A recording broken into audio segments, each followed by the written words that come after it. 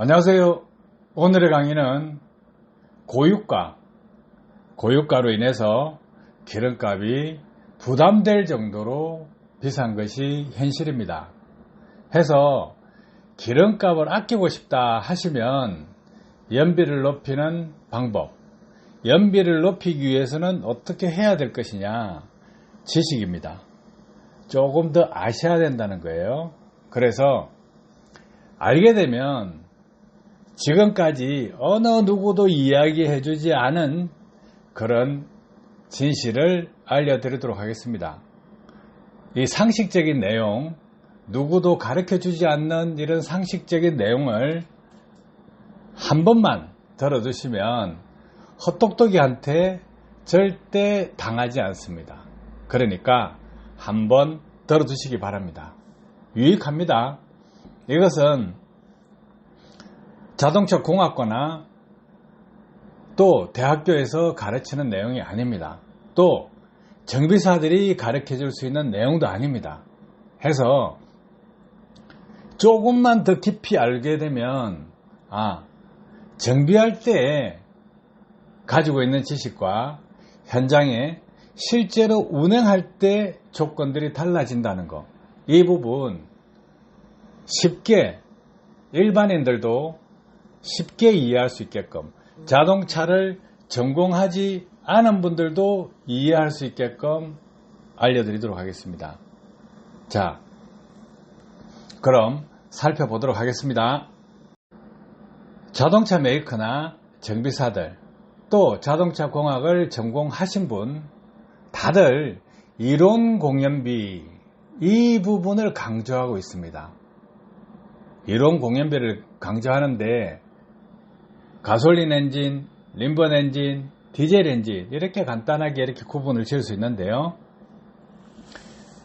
가솔린 엔진은 14.7대1, 림번 엔진은 22 내지 23대1, 디젤 엔진은 14.5대1로 하면 최적의 공연비다 해서 연비를 향상시킬 수 있는 조건이다, 연소 효율을 높인다, 이런 내용입니다. 그러면 이 내용이 뭐냐 하면 공기 대 연료 혼합 비율을 뜻합니다. 상식적인 기초적인 내용은 의미가 없습니다. 왜냐하면 이것은요, 무부하 상태에서 공연비를 말하는 것입니다. 그런데 실제로 주행을 하게 되면 정적인 상황이 아니고 차가 움직이게 되고 운전자가 가속 페달을 더 밟는다거나 덜 밟는다거나 발을 뗀다거나 또 브레이크를 밟는다든가 핸들을 조작한다든가 이런 모든 부분들이 반영됩니다. 그것은 동적 상황입니다. 정적 상황과 동적 상황은 완전히 틀려요. 운전자가 액션을 가하게 됐을 때 ECU가 공연비에 맞도록 추정해서 잡아가는데, 추정해서 잡아가는 것은 이미 뒤처리하는 과정이기 때문에 현실적으로 큰 도움이 되지 않습니다. 자, 가솔린 엔진 14.7대1, 림번 엔진 22대1 내지 23대1인데 림번 엔진은 희박연소 조건에 들어갔을 때만 되는 것입니다. 그래서 출력이 확 떨어져 버리죠. 과거에 림번 엔진 나왔다가 사양길로 접어든 것이 힘이 없다예요. 그러면 림번 엔진을 쓴다 이러면 림번 엔진에 맞는 운전 방법을 써야 되는 거예요. 그래서 일반인들이 그 깊은 지식까지 못 쓰기 때문에 사양길로 접어들었다고 보시면 됩니다. 그러면 디젤 엔진은 14.5대1입니다. 최적의 공연비를 합니다. 화학식으로 풀어보면 이렇게 했을 때 완전 연소가 되고, 가솔린 엔진이든 디젤 엔진이든 배기구에서 물이 나올 수 있는 조건이 됩니다. 그런데요, 자, 무부하 상태에서 물 나온다고 해서 부하를 걸어버리면 물이 나올까요? 그건 또 아니다는 거예요. 그래서 연료절감기를 장착하든가 아니면 와류기를 장착해서 배기구에서 물이 나온다 하는 거, 이거요, 실제 주행에서는 물이 안 나와요. 왜 그럴까요? 이 이론 공연비에 맞을 수 없기 때문입니다. 해서 그런데 속지 마시라고요. 자, 그 근거를 이렇게 세세하게 한번 설명을 드려볼게요. 그래서 물러온다고 거품 물고 좋다고 이렇게 하지 마시고 이런 이론을 알아야, 상식적인 내용을 알아야 사기꾼에게 낚이지가 않고, 또 유튜브에 많은 영상들이 있습니다. 이론 공연비를 해서 완전연소 조건이다 하는데 현장에서는요, 실제로 운행하면 완전연소 조건 못 맞춥니다. 해서 이 부분을 살펴보도록 하겠습니다. 자, 이것은 현장 경험에서 나온 지식입니다. 현장 경험에서 나온 것이기 때문에 어느 누구도 가르쳐주지 않은 부분이에요. 하지만 단순합니다. 이 정도만 알고 있으면 자동차 메이커든 정비사든 연료절감기 사기꾼이든 함부로 속일 수 없는 내용입니다. 해서 자, 휘발유 차량 기준으로 설명을 드리는데, 공연비는요, 공기 대 연료 혼합비이기 때문에 휘발유 차량이나 또 디젤 차량이나 같다고 보시면 돼요. 뭐 공기를 가솔린 차량 14.7대 1이다. 또 디젤 차량은 14.5대 1이다. 이런 식으로 그냥 보시면 돼요. 자, 그러면 자동차를 설계하고 이슈 로직을 짤 때 14.7대 1로 맞추려고 합니다. 맞추려고 하는데 실제로 운전자들은 출력을 조금 원합니다. 출력을 조금 원하기 때문에 14.7대 1보다 14대 1, 13.5대 1, 13대 1, 12.5대 1, 12대 1 이런 식으로 이 공기 대 연료 혼합비를 바꿔서 출력을 원하는 차량은 출력 쪽으로 갑니다. 그리고 자, 14.7대 1인데 15대 1까지 올릴 수가 있어요. 그러면 조금 더 오버하면 어떻게 되냐면 엔진에 노킹 현상이 생깁니다. 그래서 출력도 떨어져 버려요. 그러면 출력과 연비를 두 가지를 다 잡는다 하면 어떻게 하겠어요? 14.7대 1 범위 내에서 균형점을 잡으려 하겠죠. 출력이냐 연비냐 이런 부분이 있습니다. 해서 자, 차를 세워놓고 시동을 걸면 기어를 뺀 상태에서 부하가 걸리지 않죠. 부하가 걸리면 이론 공염에서 14.7대 1에서 밑으로 떨어집니다. 14.5대 1, 14대 1, 13.5대 1, 13대 1, 12.5대 1, 12대 1 이런 식으로 떨어집니다. 그래서 자, 부하가 걸렸을 때는 완전히 달라진다는 거예요. 아시겠죠? 그러면 왜 달라질 수밖에 없느냐, 이 부분이 필요하겠죠. 이슈라는 놈은요, 출고 공연비가 있어요. 운전자가 출력을 원하느냐 연비를 원하느냐. 근데 자동차 메이커에서는 연비보다 출력을 조금 더 주려고 합니다. 왜냐하면 차가 안 나간다, 힘없다 하면 연료비는 둘째 문제거든요. 그래서 출력을 어느 정도 나올 수 있게끔, 그리고 또 연비도 어느 정도 나올 수 있게끔 그 기준점을 잡는 거죠. 그러니까 13대 1 정도 보시면 됩니다. 이 부분을 알려드리면 불편한 사람들이 상당히 많을 거예요. 왜? 완전연소라고 뻥질하는 사람들, 배기구에서 물러온다고 큰 소리 치는 사람들 난감할 거예요. 자, 한번 봅시다. 자, 차를 세워놓고 기어를 뺀 상태에서 악셀레터를 붕 밟잖아요. 그러면 이론 공연비에 가깝게 연소를 시킵니다. 당연히 그렇게 하겠죠. 그러면 우리가 운행을 하게 되죠. 운행을 하게 되면 어떻습니까? 완전히 다른 조건이 됩니다. 기어를 뺀 상태에서 가속 페달을 쭉 밟으면 공회전의 연료 분사량, 그것보다 크게 증가하거나 크게 감소하지 않습니다. 그러면 공기가 들어온 만큼 그 비율에 맞게끔 연료 분사를 하기 때문에 공연비에 가깝습니다.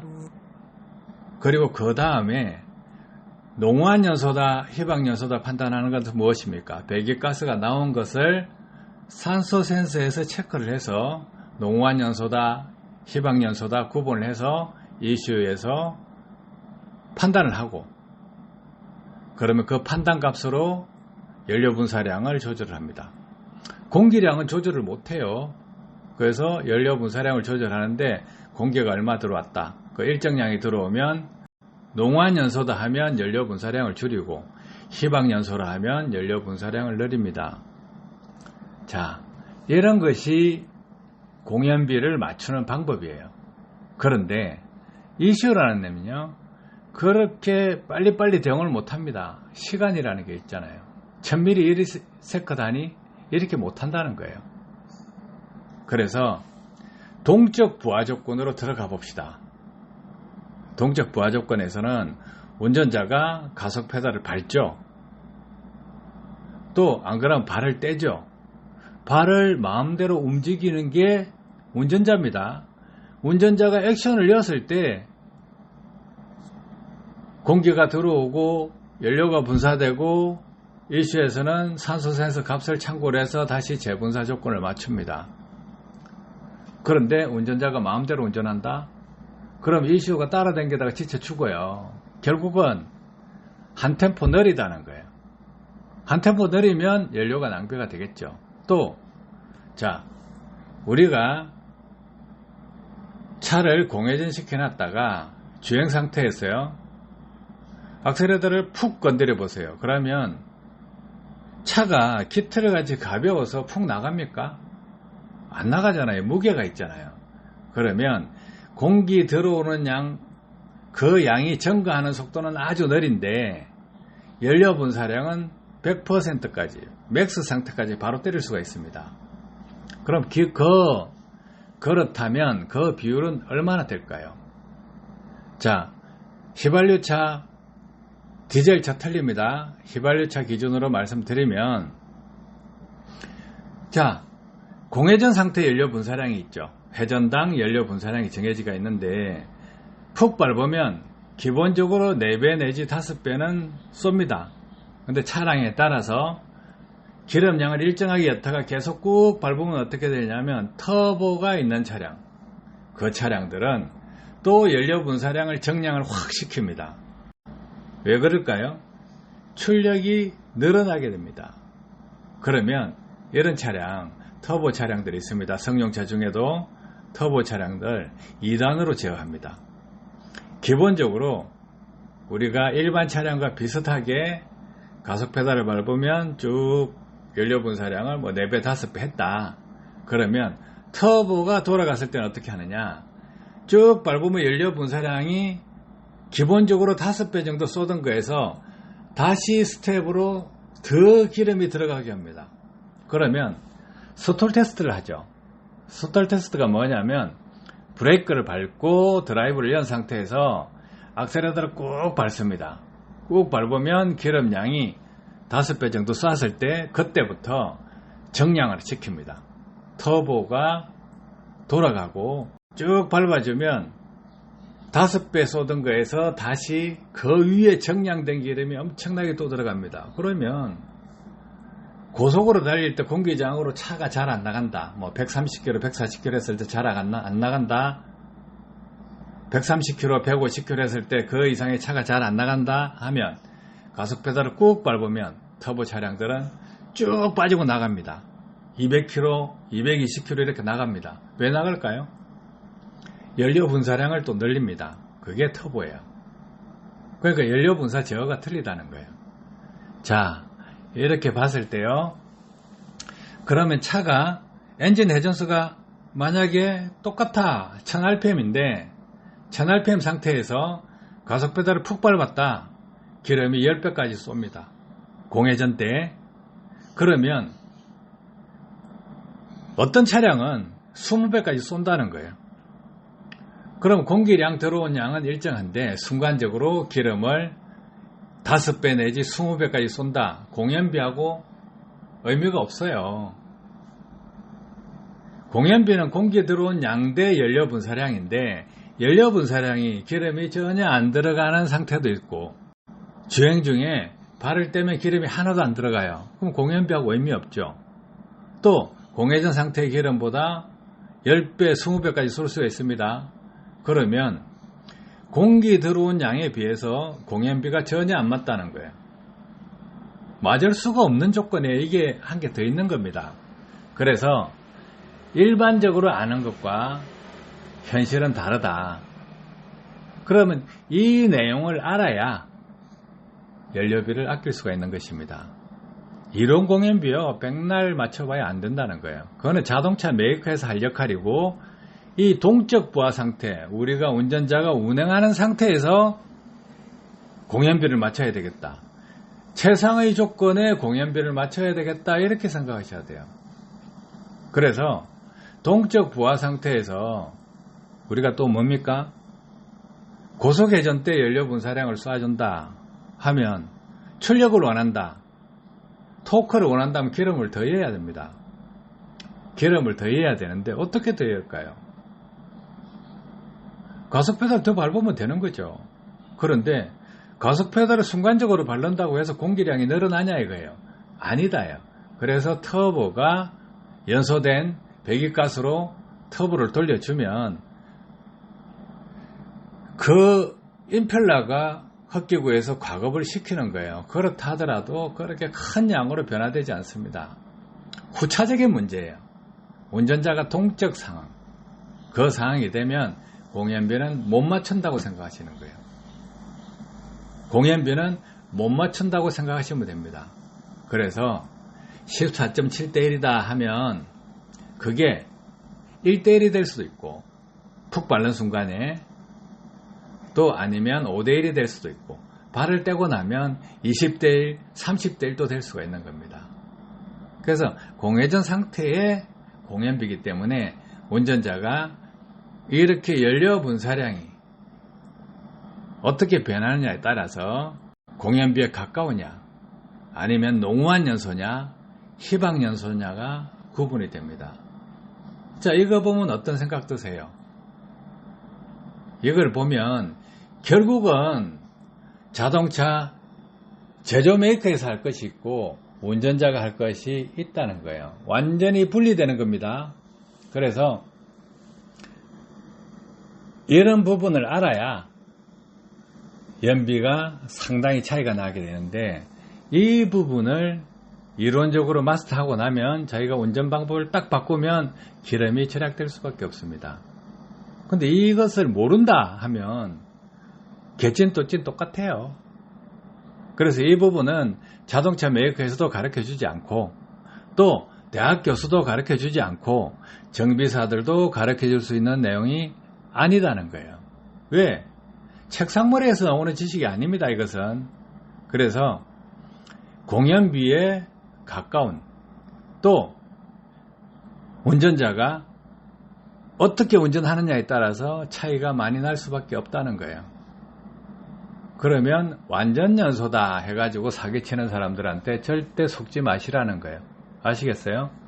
그래서 이런 부분 하나만 알면 이것은 자동차 제조 분야하고 자동차를 효율적으로 사용하는 분야가 극단적으로 다르구나, 영역이 다르구나 이걸 알아야 돼요. 근데 연료절감기 만드는 사람들은 이렇게 공연비만 강조를 하고 배기구에 물로 한다만 강조합니다. 그런데요, 실제로 운행을 하게 되면 동적 상황으로 바뀐다는 거예요. 동적 상황으로 가면 14.7대1이 아니고 1대1이 될 수도 있고 100대1이 될 수도 있는 것입니다. 아시겠죠? 그래서 이 부분을 먼저 이해하시고 배우셔야 됩니다. 분리가 돼야 되는구나. 자동차 메이커에서 말하는 이론 공연비, 출고 공연비와 운전자가 그 공연비를 어떻게 만들었을 거냐, 이 부분 많이 알아야 된다는 거죠. 또 운행 조건에서 도로 구배를 반영하고 자기 적재량을 반영했을 때 효율 높은 운전을 어떻게 해야 될 거냐, 연소 효율이 높은 방법은 무엇인가, 이것도 고민해야 된다는 거죠. 아시겠죠? 그래서 이런 지식만 가지고 있더라도 자동차 메이커에서 어떤 이야기를 하더라도 아, 그렇구나 하고 넘어갈 수 있고, 또 대학 교수분들은 이런 부분 못 가르칩니다. 또 정비하시는 분들도 이 부분이 전공이 아니기 때문에 또 못 가르칩니다. 그러면 연료절감기 사기꾼들은 뭘 가르치냐? 자, 왼쪽에 이동공연비에 가깝게 한다. 그런데 오른쪽을 보세요. 이동공연비에 가깝게 할 수 없다 조건이 나와요. 그죠? 그러면 이 정도만 알아도 자기 주관을 가지고 자기중심적으로 생각하는 시간을 가질 수가 있습니다. 아시겠죠? 도움 되셨길 바랍니다. 감사합니다.